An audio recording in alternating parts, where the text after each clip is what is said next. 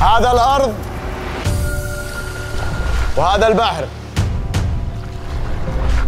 أمانة في أعناقنا كلنا نتعاون. يلا يا جماعة، يلا قوموا يلا. يلا. لابد ما نحمي بيئتنا البحرية يا فرحان. أنا شيخ القبيلة ومالك كل هذا الأراضي حتها مع البحر. أخويا ما شوف يا أبي. هو ده ابني غايب وملائكته حاضرة. الناس بدأوا يعرفون الآن بقيمة الصناعة المحلية والتراث. أم دخن وأم لبن وأم سم، وذا كلها من خير بلادي.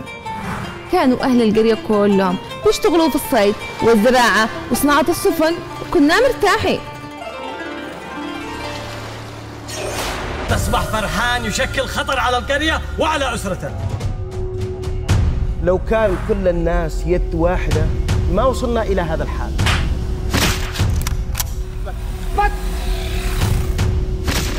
اليوم في الليل نقلب عليها واطيها،